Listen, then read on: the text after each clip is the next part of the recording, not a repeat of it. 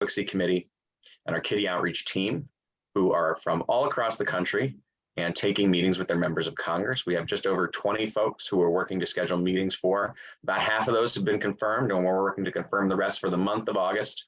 August being a district work period in which members of Congress are back in the district meeting with folks. We think it's a great opportunity to get some of our newer advocates involved. And so for the second year in a row, we are helping to arrange and helping to conduct these meetings. And so it's a perfect time to do this briefing again and talk more about how we can make the most of our meetings with Congress, knowing it is such a powerful advocacy tool. So we're going to talk about why we do this. We're going to talk about scheduling and preparation, both things that we are here to help you with every step of the way. Advocates are storytellers. I was just talking with someone earlier this week, and she made a great point that she doesn't even call them advocates. She calls folks storytellers who do this kind of work. And I thought that was so appropriate and apt, and it came to mind for this. We're going to talk about our legislative agenda, separate from this agenda. We're going to talk about some best practices and the importance of following up. And then we'll hear your questions and we will adjourn. So thank you again to those who are taking part in these meetings. Carol Davenport is going to be first up. She's actually meeting tomorrow with her representative in the House, and we're going to be right there with her to back her up and help answer any questions that might come up. Lauren is going to be joining her for that, and we are so very excited for Carol to take her meeting and for all of our newer advocates who are taking these meetings. Some folks did participate in our Kidney Patient Summit back in March, and this is a continuation of that work, right? Making sure that members of Congress continue to hear from kidney patients, continue to hear your stories, and continue to hear about the importance of passing our agenda before the end of this Congress in December. So why do we meet with lawmakers? Just 101, start with the basics, right? Why are these meetings important? We want to make sure that we put a face to kidney disease, to the kidney community, that we're using our voice, right? That's part of why Voices for Kidney Health is that we launched last year and continue on. We're focusing on the folks who can really make an impact when it comes to issues related to kidney disease. Now, that is on the one hand, every single member of Congress, right? And every staffer who works for them. We drill down a little more though, and Lauren and I were just talking about this, we are working specifically with folks who sit in the House on the Energy and Commerce Committee and their staff. And Lauren's going to speak to a little bit more to that in just a bit. And we talk to them because we need them to co-sponsor our bills, because that is how they express their support and how we demonstrate that we have a base of support in Congress that means this bill should pass. We have 40 senators who support our Federal Living Donor Protection Act. I can't remember when we hit 40. It was fairly recently, and certainly 39 was very impressive too, but there's something about hitting that number. It's not quite half of all senators, but it's still an extremely impressive number. It shows a really great range of support for our issues in Congress and for that piece of legislation. And it's just something that I'm taking every opportunity I can to crow about the fact that we have 40 co-sponsors in the Senate. And we have those 40 co-sponsors because of grassroots advocacy, because of meetings like the one you see here that took place back in March during our Kidney Patient Summit. Lauren, you know, I'm always a fan of the aphorism about how if you are not at the table, you are on the menu. I think that for me is another reason why, why we meet with lawmakers. It's what for you is, a really essential part of getting these meetings set up. What's the value for you? I mean, when you're talking to Congress, they kind of get used to hearing from people like me. They get used to hearing from professional lobbyists. And the special element that comes when a person from their district who, has a personal connection to the issues we're talking about comes in and, you guys aren't paid to lobby. You're doing this on your free time, what very little free time you may have. And it's just, it comes across as more genuine, and you can really break through that kind of like DC noise and chatter by just being a very genuine person and telling a very genuine story about your experience and how Congress can help. Because whatever you might think about DC, whatever your politics are, or maybe you're a West Wing watcher or you're a House of Cards person, most people do come to DC because they do want to help people and they do want to make a difference. And sometimes other things get in the way, but at their core, that's why they're here. So when you're able to give them, a concrete example of like, this bill would really help fix this situation that I've experienced, it really cuts through all that noise and gives them a really clear way to be helpful and fulfill the mission of why they're in Washington in the first place. So, Absolutely. for me, that's really the most important part. Great. All right, so we know why we meet. A couple other numbers just to back it up. These next two slides are courtesy of the Congressional Management Foundation. They are a great organization that works both with Congress and then with organizations like the National Kidney Foundation to help us advocate better. And so you see here, this is a poll that is done of members of Congress, of the members of Congress and the staff that work for them, asking them, if you are not decided on an issue, what tool can you use to exert the most influence? How are you going to be able to really affect the decision that you want that member of Congress to make? And I will tell you that the Congressional Management Foundation has been around now for at least a decade, I think maybe longer, Lauren, and they ask this question every Congress. So I've seen this slide now for a while. I will elect not to say exactly how long, but every time they do this slide, every time, number one is what you see at the top there. It is in-person issue visits from constituents. And I would say that, over the last 2+ years, in-person has obviously been something that we haven't always been able to do. So just visits from constituents, hearing directly from the people that they're elected to represent. And you're the boss, right? You are the one who is going to help decide whether they come back to Congress, right? Every single member of the House is on the ballot. If they're running for re-election, they're on the ballot this November. And then some of the Senate as well, of course. But so in-person visits from constituents, always so important, right? And we see a few other things underneath that, some other things that we also do. We encourage you through our action alerts to send individualized email messages. You hear from constituent reps, things of that nature as well. But number one with the bullet is always in-person issue visits. So one other thing I just wanted to touch on before we get into more of the process of scheduling a meeting and our agenda. So on kidney.org/advocacy, as well as on our Voices for Kidney Health website, you can find state fact sheets for your state. Now, these are statewide. They don't drill down to a specific congressional district, but I definitely want to encourage you to make use of those ahead of your meetings because it's just so important to convey information about how the bill that you're lobbying on would impact the district or the state. And you see here that darker blue in that on the top line is how helpful people think it is, how helpful staff in Congress believe that is. 91%, huge, almost 100%. But only 9% of the time is that actually done. So that disparity is something that we want to address to inform our advocacy, to make what we do just a little bit better, to say, we know every single person who is elected to Congress represents kidney patients, right? With the prevalence of kidney disease, everybody does. So those fact sheets help to show how kidney disease is impacting a particular state, how it's impacting the patients in that state. That's just a way to make it a little more real, help it to, along with telling your story, to make it real for the person you're meeting with so they can understand the impact of kidney disease. And thank you so much, Lauren, for putting that in the chat. It's on the Voices for Kidney Health website. It's also on kidney.org/advocacy. We want to make sure we have it in a few different places because, again, we know the state fact sheets are just so important to helping support our work. A few other things here just to keep in mind, right? Of course, you want to know, you want to be specific in your requests and your ask. You want to tell your personal story. I have to say, I have never participated in a briefing like this to advocates in which I haven't emphasized that last point about telling your personal story related to the bill or the issue. And the reason is clear, 79% of folks think it's very helpful. To see that it only happens 18% of the time is really surprising to me. So I think in particular for us, as most of us are patient advocates, we have a very powerful story, and we're going to talk more about how you tell your story. Just so important to emphasize that as well, right? The power of your story is really, really key. So Lauren, along with putting that very helpful link in the chat, which I do appreciate. Anything that you would say in addition about making it real, showing the impact in the district or the state?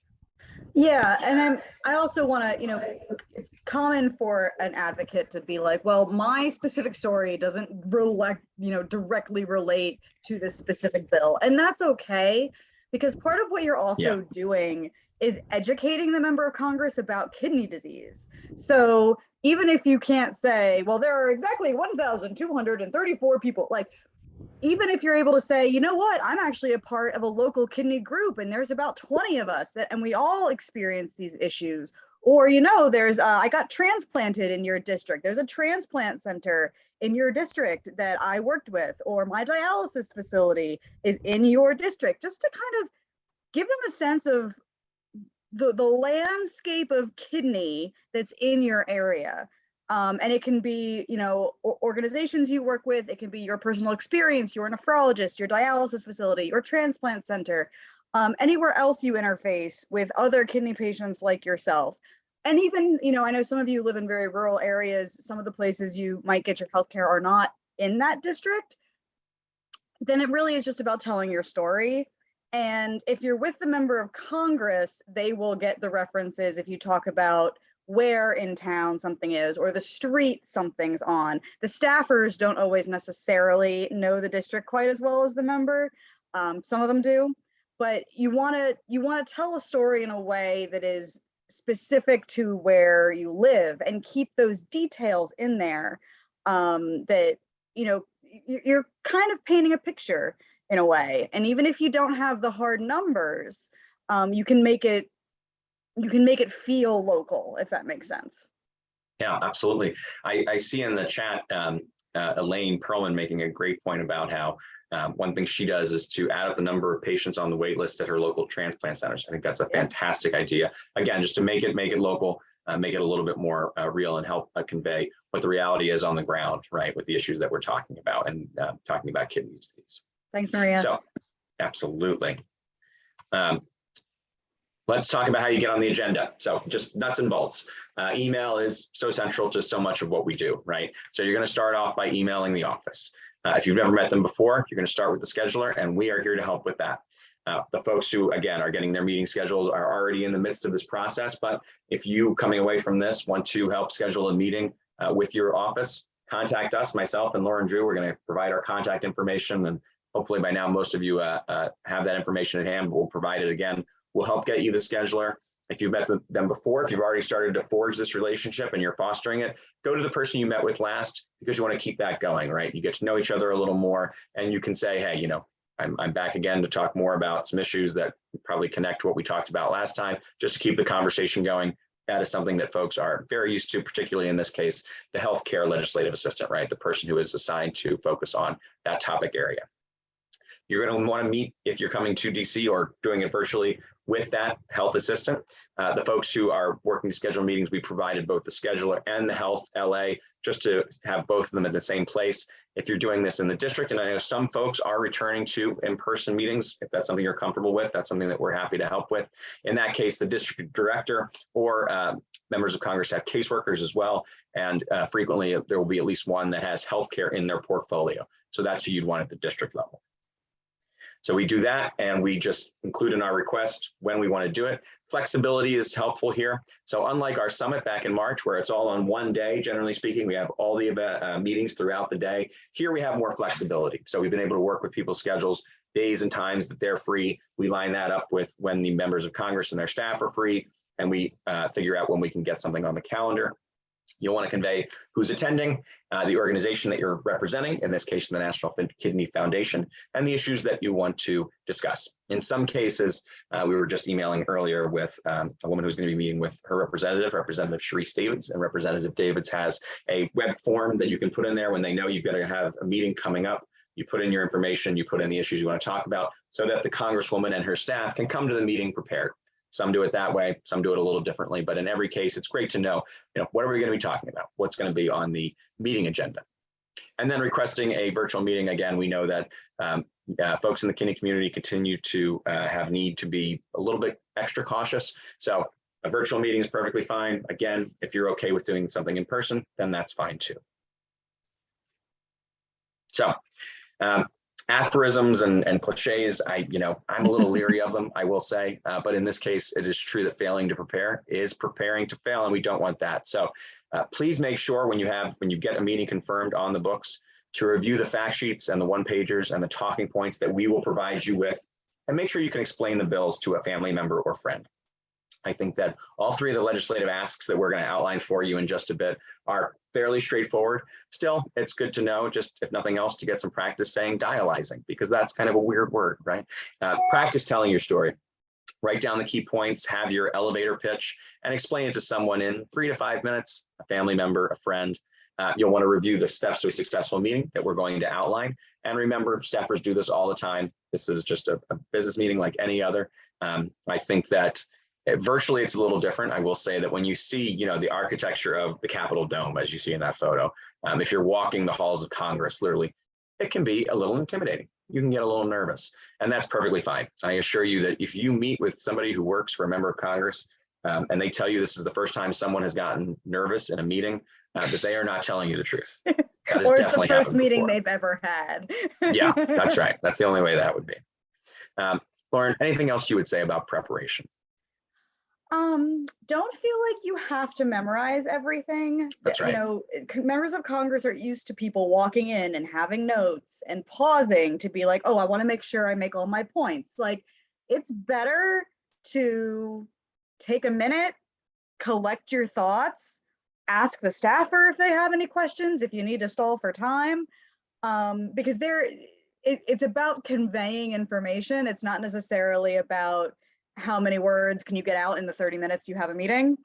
So take it easy, make notes, don't be afraid to refer to them, especially if you're in a virtual meeting. They won't even be able to tell that you're referencing your notes.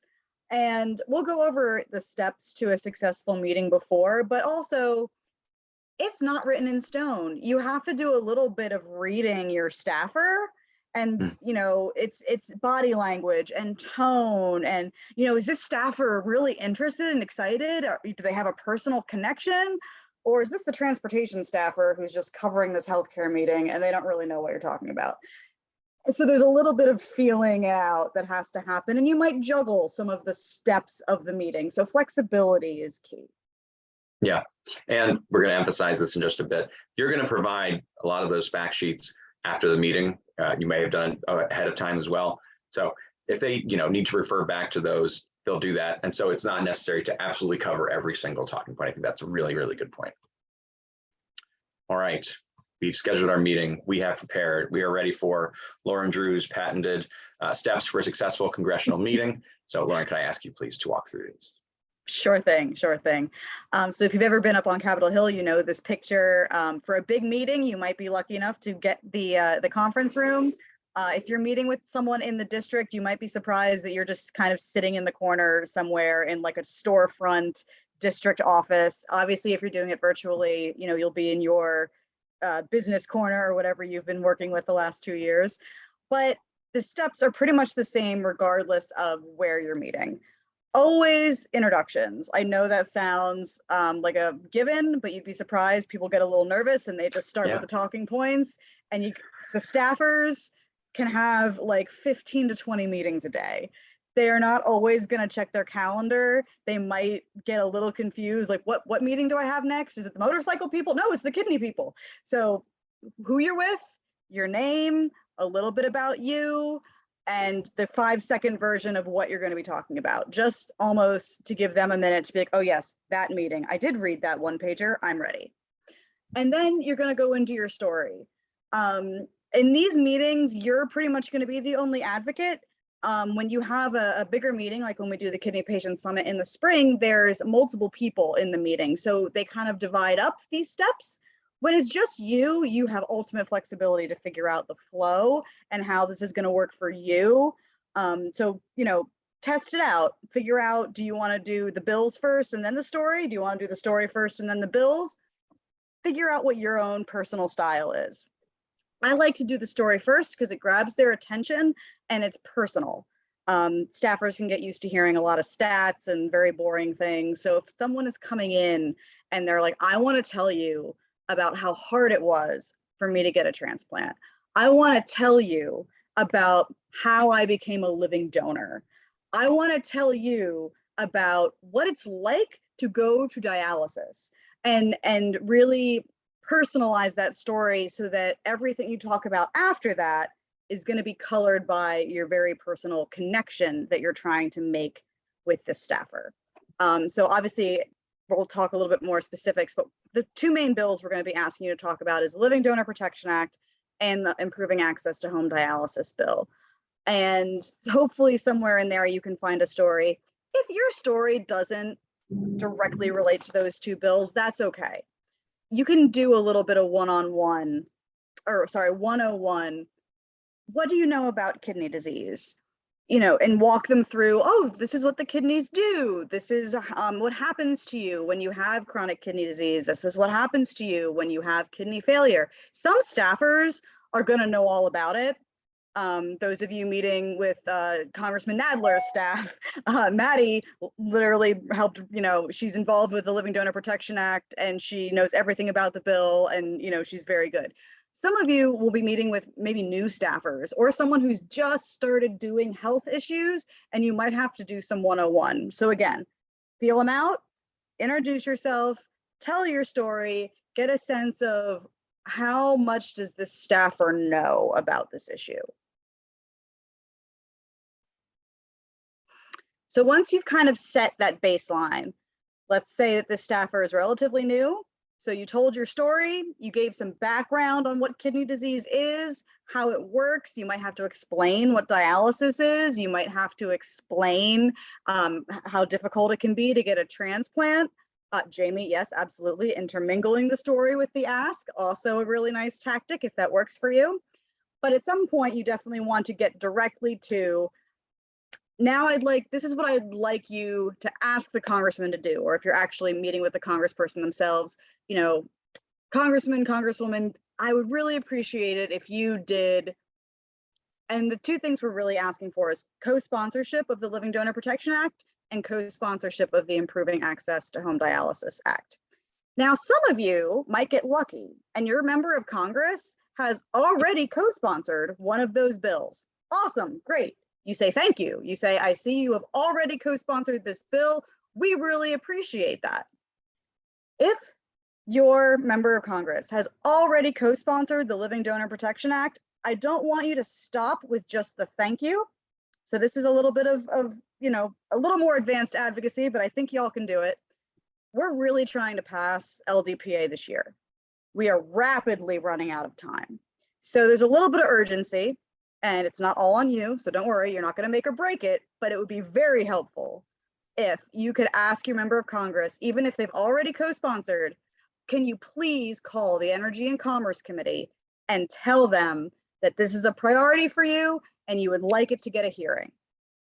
So we can write that down, but basically, even if your member is already a co-sponsor of LDPA, please ask them to contact the Energy and Commerce Committee and ask for it to get a hearing as soon as possible.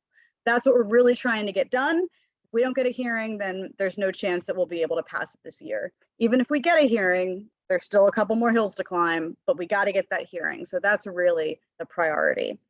The home dialysis bill is relatively new. It's quite possible that the member you're meeting with won't know anything about it.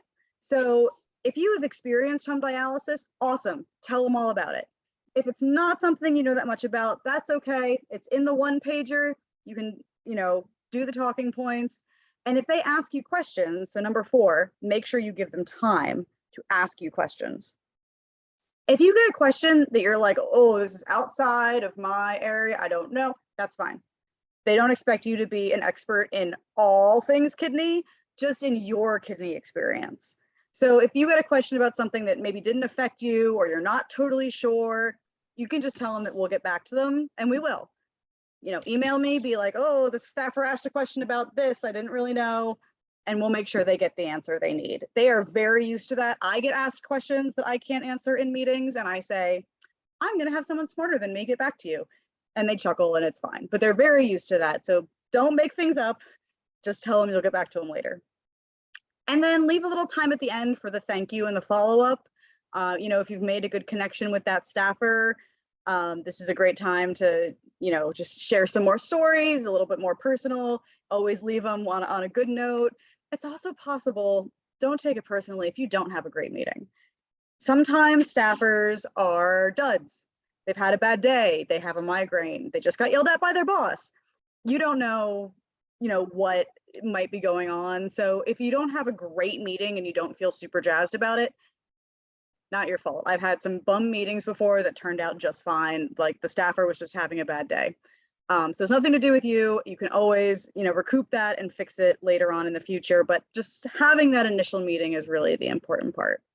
And it'll be very rare to have a bad meeting with a member of Congress because they love to meet with constituents and they will always, be bright-eyed and bushy-tailed to meet a constituent. As they should be. So yeah, Bobby, I saw I had a question and a note, two questions, excuse me. So the first question is, what if your member of Congress, and the representative in this case, is not going to be there come November? In fact, we have someone in Illinois meeting with Congresswoman Marie Newman as part of our August meetings. The Congresswoman has already lost her primary campaign, I believe it was. So she will not be here for the next Congress. That's all right. We are very much hoping, as Lauren just outlined, that between now and December, she will have a chance to vote to pass the Living Donor Protection Act. And we very much want her to do that if and when the opportunity arises. So totally fine if that person is not going to be around for the next Congress. We still have work that they can do with us, for us, before the end of this Congress. And then yes, absolutely, please do share any photos that you think would be helpful. In this case, your son doing home hemodialysis. I think that would absolutely make sense when you're talking about expanding access to home dialysis. And then I see that Susan. Go ahead, please. Sorry.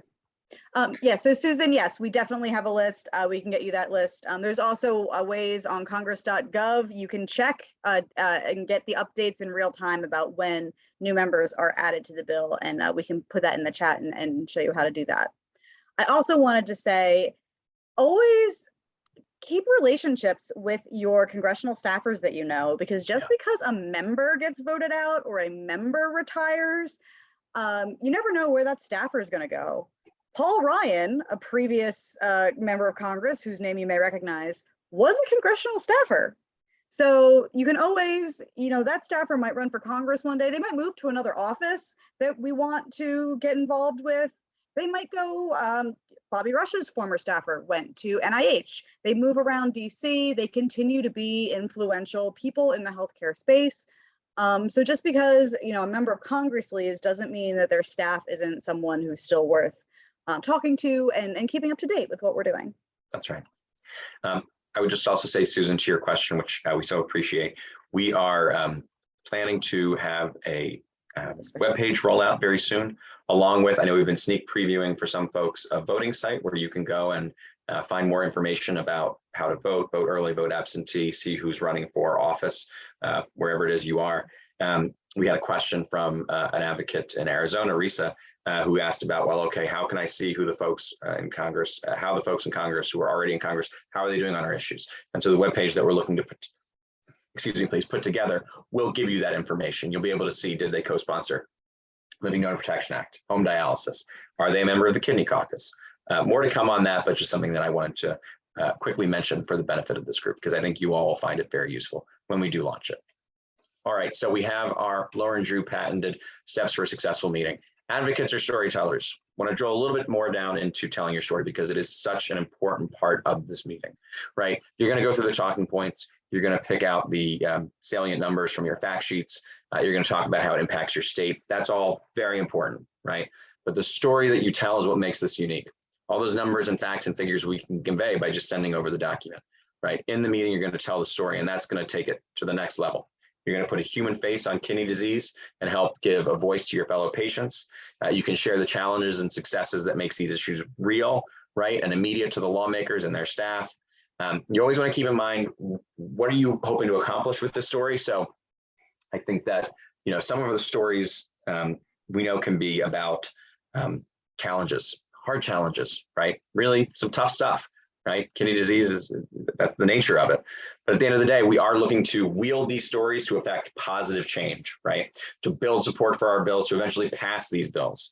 So in thinking about that, just make sure that even if your story is, and I'm going to give you a case study here in just a moment, even if your story talks about some really tough stuff, we are still being, in general, positive about it, right? We are wielding the story to affect positive change. And so you think about, what kind of emotional response are you looking to elicit? And then just knowing your audience, I think, is also really important. Just a few things for a good story. I think that being relatable is always very important.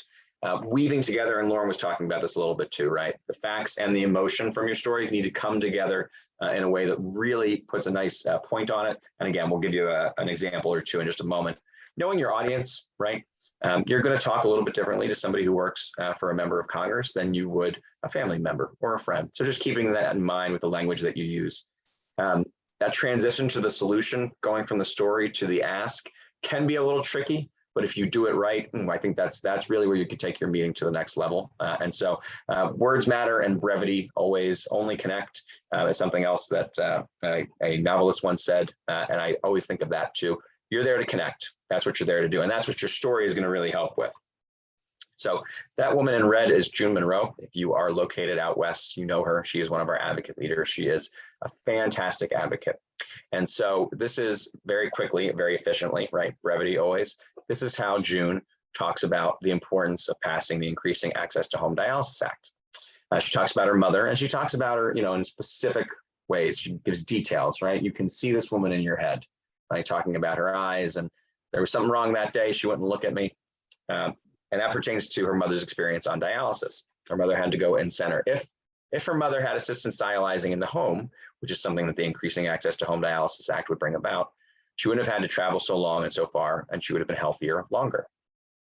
So June also always knows her audience, right? She knows that there's a certain way that we're going to message people who work for members of Congress and members of Congress themselves.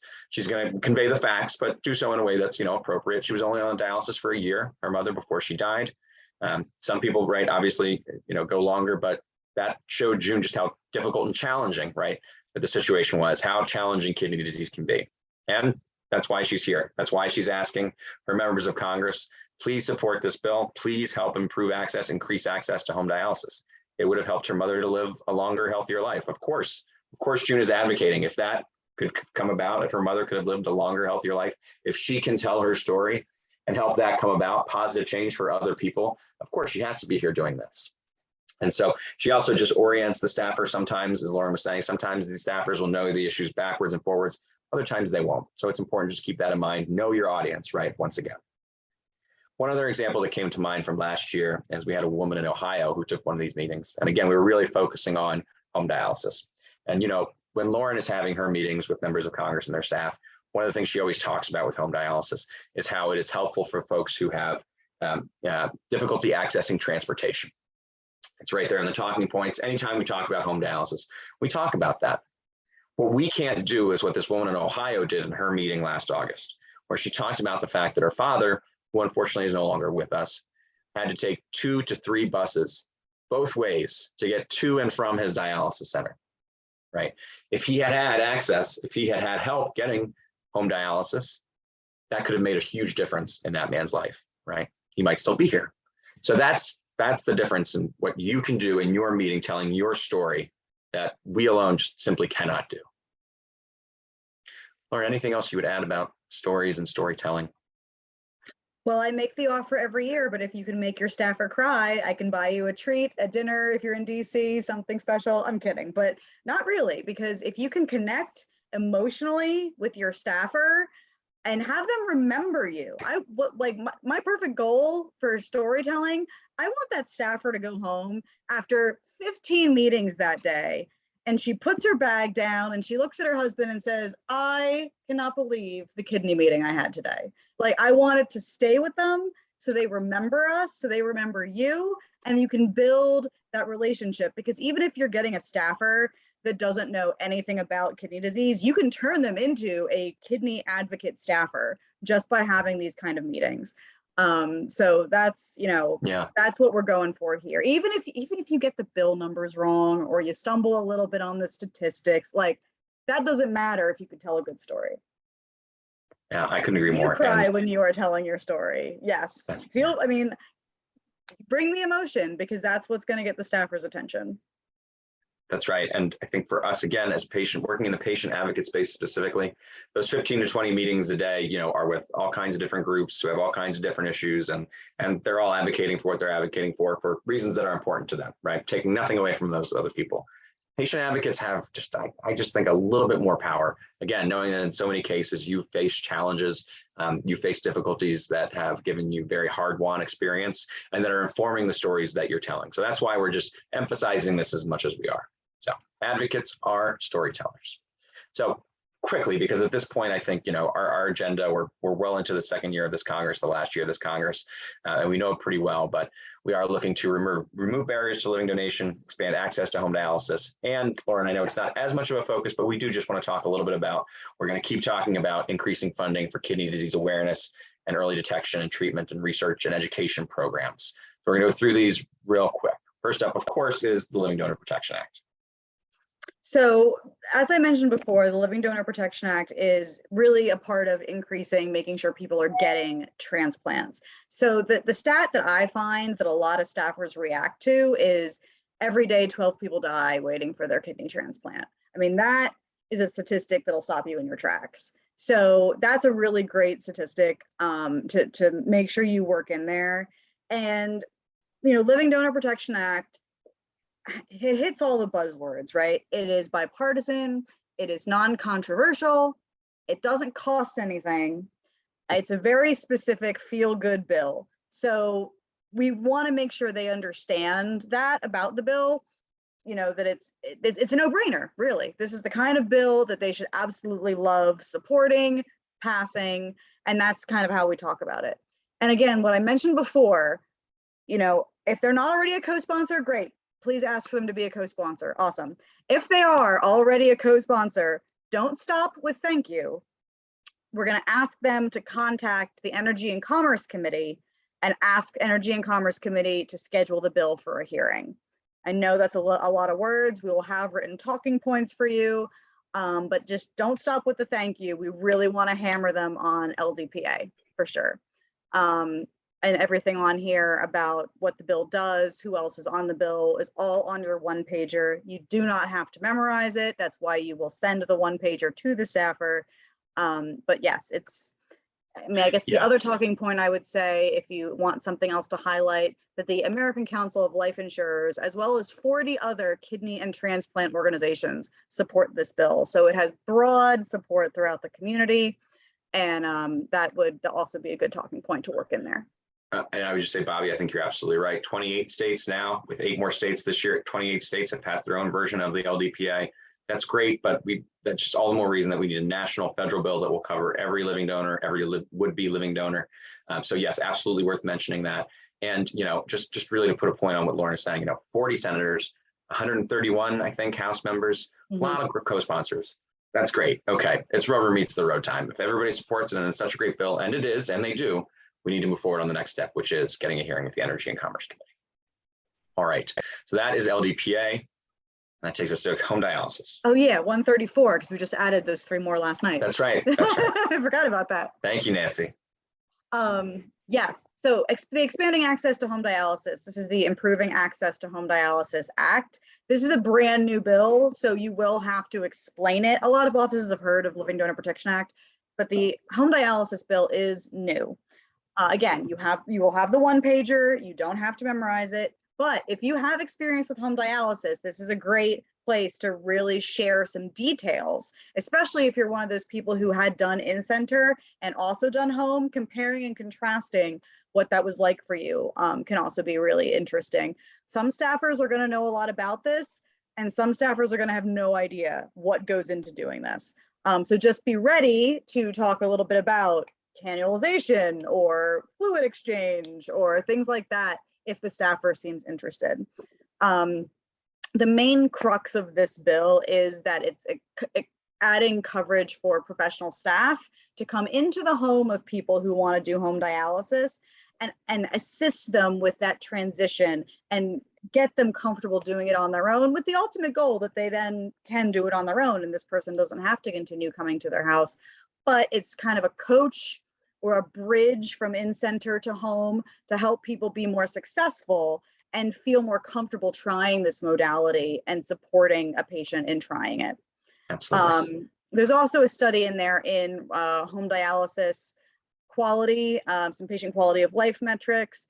And the real crux of the bill is making sure we're getting to people who might benefit from home dialysis, but for whatever structural reasons have not either been offered it or have not felt comfortable trying it. So that's what we're really trying to do. And the ask for this bill is please co-sponsor it. It's new. We just want to talk about the bill, get people interested, and add more co-sponsors. Great. And then last but not least, Lauren, I know one of the reasons I want to include funding, is just because it's so important and we absolutely have to keep talking about it. And we've had some good news and then some, it's been, 2 steps forward, 1 step back, but I just wanted to give a quick update, please, on funding.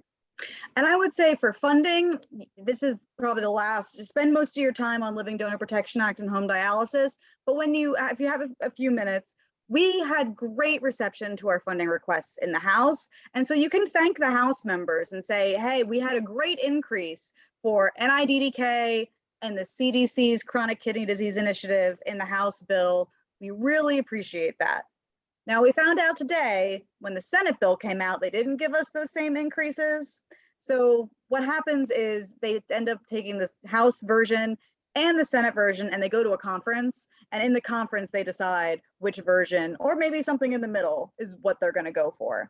So you can thank your House members for the increases that we got in the House bill. You can let them know the Senate didn't quite meet us on that, and that we hope the conference bill will have really good numbers for the CDC program and the NIH program. And again, talking points for this, if you're running late in your meeting, it's too much for you to remember, don't worry. Your priorities are Living Donor Protection Act and home dialysis. Absolutely. Again, I just, with funding, one thing that comes to mind for me is that what I said toward the top, this is definitely if you are not at the table, you are on the menu kind of thing. You don't get what you don't ask for. So we just do want to make sure we're keeping the drumbeat going on funding. Few other pointers just before we get into Q&A. Be positive. Again, we want this to be a productive, positive meeting. We want this to lead to positive change for kidney patients. So the meeting itself should be positive. Even as you're talking about things with kidney disease that have presented challenges, difficulties, we still want to be positive. We want to keep it simple, right? Our language simple. We know our audience. They don't necessarily, know everything about end-stage renal disease. They might, but it's probably better to assume that, just saying kidney failure will convey what you're trying to convey. And again, brevity, being brief. They got 15 to 20 meetings in a day. They will absolutely appreciate that you got to the point quickly and efficiently, told your story, introduced yourself in a manner that demonstrates that you understand that their time is valuable, and they've got lots of folks asking for them to do things. I know that we are in an election year.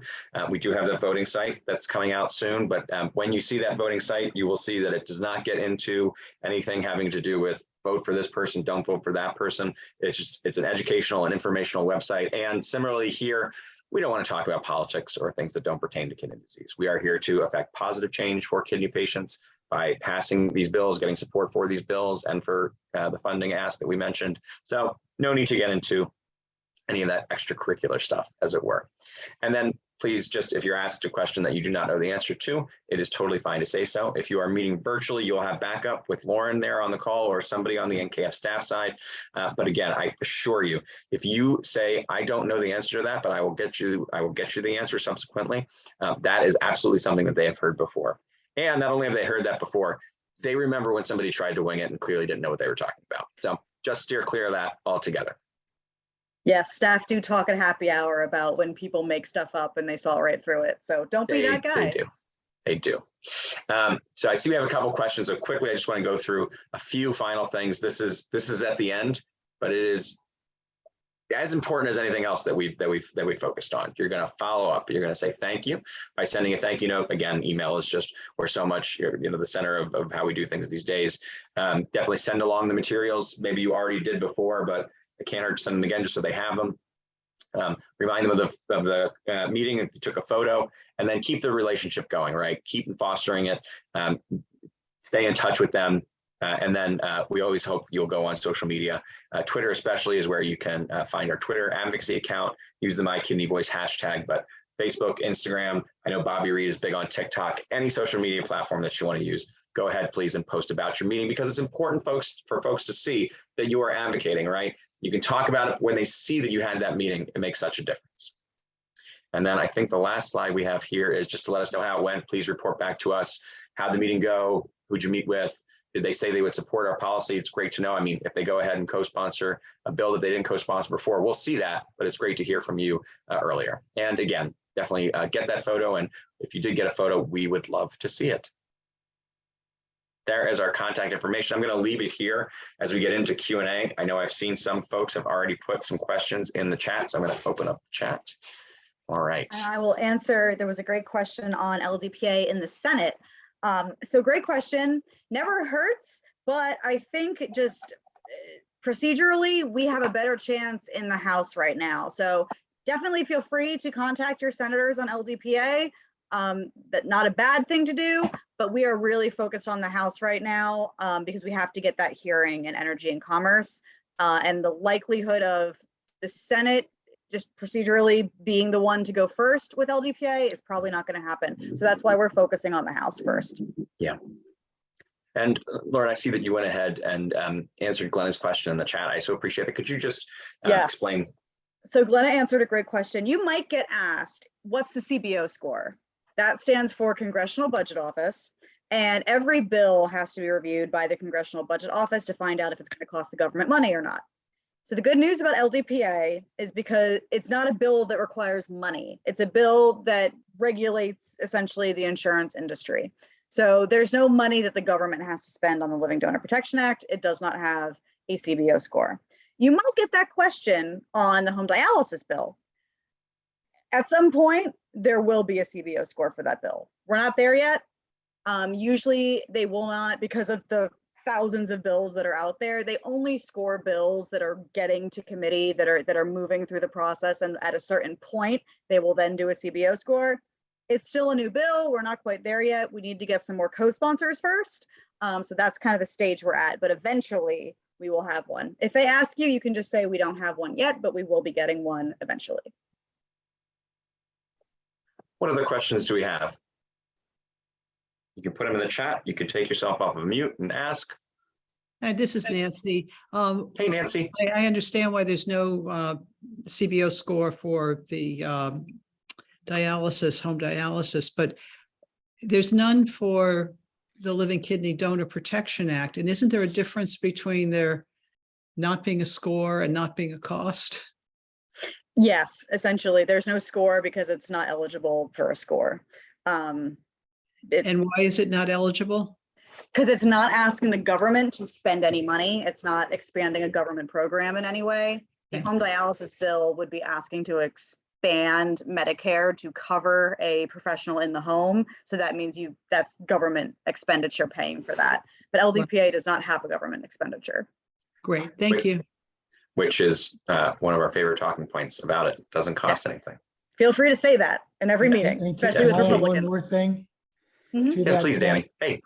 We have to remind Congress of the cost, and organ donation is a significant cost to long-term dialysis. We did that absolutely. Favor over dialysis. Dialysis Yes. costs like $80,000 a year. So you can absolutely. That's a great talking point.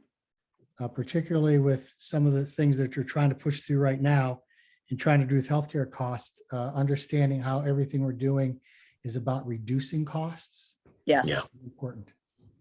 Yes, that's a great talking point. So I think we have that in our list. And you know what, Matthew, we should share with them the infographics that we have with this as well, which they can also share with the congressional offices. But a great talking point when you're kind of doing your 101, how to explain kidney disease, the impact of kidney disease, is how much money the government spends treating late stage kidney disease and spending on dialysis when they could save money with early detection, early awareness, early screening, and transplant actually over the long term saves money over long-term dialysis as well. So those are some great talking points to work in when you're trying to explain the impact of kidney disease on the Medicare system and on the American healthcare system. And we have talking points on that that we can share with you all as well.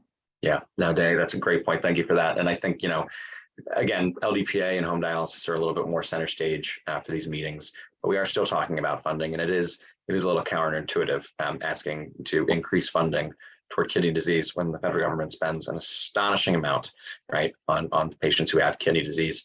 We're hoping don't spend it well. Yeah, we're hoping to spend it a little smarter. So that's part of the task we have in front of us. Other questions as we're getting close to the end of the hour. I just have to say, to get a question from Nancy, and I see Carol and Jim and Elaine and Mike, and these are, again, some of our newer advocates who are taking meetings. Might not be your first meeting with a member of Congress, but through us with NKF, it is so very exciting that you are. We are so grateful to you, and to see you. You're hearing from some of these other folks like Danny and Bobby. I see Jim Myers. I see Judy Rosenstein. I see folks who I know are as experienced with meeting with their members of Congress as you can possibly be. And so I so appreciate the chance to get those, newer perspectives, and then really, our advocate veterans who have done so much to build the support that we already have for the LDPA and for our other issues as well. Can I just make a point? Yes, Yeah. please. Thank you. So as a living kidney donor, I do a lot of advocacy on behalf of that whole arena. And I just, as a reminder, I want everyone to know living kidney transplant is the best option. It's the gold standard. People live longer. It costs less for the system. If they get a living donor transplant, they can get a living kidney donor transplant sooner than a deceased donor kidney typically. And so there are lots and lots of reasons why we should support the Living Donor Protection Act to allow those benefits for living donors, so they're going to be a little more willing to donate. So those are just some things sometimes that aren't discussed. It's kind of that hidden thing, like it's the best treatment, but it's actually the least discussed treatment. So anything we can do to kind of emphasize the importance of living donation would be great. Thanks. That's such a great point. Yeah. Oh, Matt and Lauren, I just have a quick question. Does the Living Donor Protection Act in the Senate require it be passed on a 60 vote threshold, or can it be 50-50 with the vice president casting the deciding vote? Yes, it does not require a supermajority vote, but most likely for the LDPA to pass, it is probably not going to pass alone. It will probably, so when we did immuno, this is what we did. We attached the bill to a larger package of other healthcare bills, and it all moves together. So that's probably what we would do with LDPA as well. But yes, luckily, it should not require a supermajority vote. Okay, thank you. Thank you. Just going back to Glenna's comment, it's such a great point. Something that I've really appreciated as we've been working LDPAs through the various states. I mentioned the 8 states this year, 7 the year before, 3 the year before that. Just as we move these bills through the states, they get some press, it gets some attention.